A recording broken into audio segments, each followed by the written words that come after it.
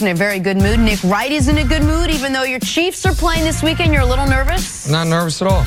I'm just an impartial analyst. Do you want to watch the game at Chris's house with a bunch of other people? I got my kids. I have my kids every weekend, by the way, but my wife's out of town. Is what I should say. I am the only person responsible for my kids this weekend. You and Jen are the only people that I know. What are you doing this weekend? I'm babysitting. What babysitting? Both of our wives are out of town. Right, both our wives are out of town, and listen, man, don't you mind your household.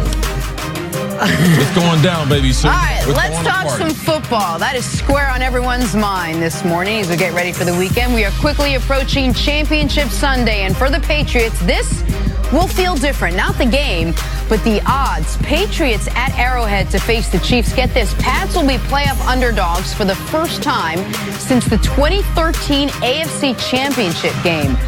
Break out the dog masks. Julian Edelman is certainly embracing the underdog role, tweeting out a hype video with the hashtag #BetAgainstUs. Here's what Brady had to say on not being favored come this Sunday. Doesn't change much for us, but it just, shows you kind of what, people would think about, what our chances are. That's about it. Doesn't no more added comment to that.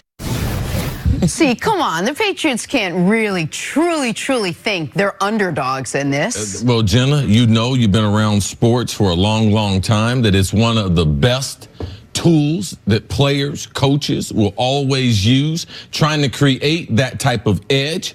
We saw it even as recent as last year. The underdog, the Philadelphia Eagles, the mask, everything. Yeah, they totally embraced it. And now we've had one of the greatest franchises that now all of a sudden, because they're not as talented, they got blown out on the road several times, that now they're getting ready to embrace, because Bill Belichick does a great job of every week, some type of way, creating an edge in New England. That's how you're able to be consistent. So this is not the first time that New England, and as an organization or coaching staff, is going to take advantage of say, we're going to be the underdog. They create that every week. That's the way he coaches. That's why he really critiques the film and breaks down the Patriots. That's why they always say, if we don't play our best, we will lose. They always have that added incentive. Now they really have incentive, because this is a young, up-and-coming team in the Kansas City Chiefs. They don't particularly match up well with them. They don't play well on the road, especially in AFC Championship games. So, yes, it is set up. They should be an underdog. Kansas City has played a lot better football than the New England Patriots, and they should have home field advantage. So those are some of the perks. But now, as a world champion multiple times, very seldom are you ever going to see it. Yes, they get to use one of the greatest motivators that's ever been in sports is, lack of respect, or yes, or we are the underdog. I thought I would never see a more ridiculous version of nobody believes in us than around a decade ago, when the men's Team USA basketball team was trying to play that card during the Olympics. Like, really? Really? But then Brady got this train started. He didn't come off the field against the Chargers like, hey, I know a lot of you analysts on TV picked against us. We're still alive. It was, I know we suck and we can't win any games. And now Julian Edelman, it's not only releasing a hype video, which, by the way, evidently I contributed to with some of my commentary on the Chiefs. No problem, Julian. Glad to help you sell some of your merchandise. He's selling T-shirts that bet against us. And Julian Edelman, by the way, I didn't know. You can buy a Julian Edelman skateboard on this website, a Julian Edelman onesie. I didn't know he had this whole budding empire, but that's neither here nor there. Just a little level set on the Patriots. They have been favored leading into this week in 67 consecutive games that Tom Brady started. Since the undefeated 07 team, they have played 24 playoff games. They were favored in 23 of those playoff games. So what has happened this year? Well, it's very simple what has happened. They played in their first playoff game a team with a better record, a team that was coming off a great performance. They had looked shaky, and I would say a third of the national media picked them to lose. And for the Patriots, that is as if we all said they're the Jets now. Right. That they, you know what I mean? Wait, hold on. It wasn't 1 in 10 that said we could lose. It was 1 in 3. They had their worst regular season they've had in a decade. Brady went from the MVP of the league to a fringe Pro Bowler. And so people analyze that as such.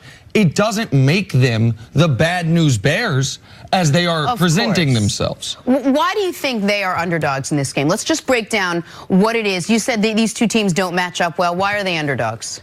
They don't have the ability, New England, to be able to throw the ball deep down the field. They don't have guys outside to be able to dominate. They don't have the overall team speed. Their linebacking core is not very good in pass coverage. They don't have a dominant pass rush. They probably have the worst defensive front of all the four teams. They are the Jets. No, but their secondary is probably the best. So there are problems with how they play. Lack of big plays down the field. There's a reason why they're leaning on Sony Michel and that offensive line. There's a reason why they're playing James Devlin more than he's played any other time in his career. There's a reason why they have Gronk in the backfield as a lead blocker, because they even realize at this point that they are talent challenged on the offensive side, and they have to slow the game down and play this style for which they probably won their first 3 Super Bowls. And there's nothing wrong with it, but the only reason why you play this style is because this is your strength compared to what their strength used to be, and that was throwing the football, throwing it 40 times a game. All that's true, but with all that being the case, if this game were in Gillette,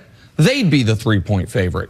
They are the underdog because... Well, actually, if Kansas City is a 3-point favorite, right, Nick? Yes. That means Vegas thinks it's an even game. It's an even matchup. And so that's why if it were in Gillette... So Vegas is giving New England a tremendous amount of credit. A tremendous amount of respect. Yes. Like, does anyone think that it would be legitimate for the Rams to come out with this week? Nobody believes in us. Everyone thinks we suck. Because they're 3.5-point underdogs. Here's why. Right. After a 13-3. After a 13-3 season. Yes. Here's the biggest reason why they're underdogs. The last 10 AFC and NFC championship games have been won by the home team. You have to go back all the way to 2012 for a road team to have won one of these games. The Patriots, in the last 5 years leading up to this, have won 3 of these games. They've lost 2. They have won the 3 they were at home. They have lost the 2 they were on the road. Like, that's what this is about. It's a microcosm of this season because they cannot win. They just have such a poor time winning on the road in general. Which is why a few years ago, they were actually favored in Denver in an AFC championship game. Now, they lost it. That was the 2-point conversion game. Wow. The one they lost 20-18 to the pending Super Bowl champion Denver Broncos. But the Patriots are supposed to be underdogs here. They are not. You know when nobody believed in the Patriots?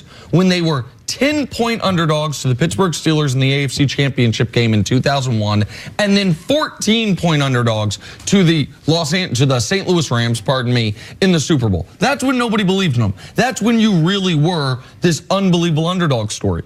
You are the greatest dynasty, arguably, in the history of sports, with the greatest coach and the greatest quarterback, and you just came off a game. You were up 35-7 at the half. You can't, playing this card, I understand the motivational factor. I wonder how much they actually believe it, or I wonder how much it is the feeling of, wait, if you're the Patriots, is not being the overwhelming favorite, does that feel disrespectful? Because I think that's what we're seeing. I think they're like, wait, you guys actually think that it's a 60% chance we lose rather than an 80% chance we win? That's what feels different to them this time around. Wow. New England Patriots, 5 Super Bowl wins since 2001, and they are not the favorites this weekend. We'll talk much more about this coming up. Why did Kyrie call LeBron James? Like, why did he just pick up the phone and call him? What did he have to say? We hear from him next on First Things First. You know what LeBron said? What? New phone, who dis? I'm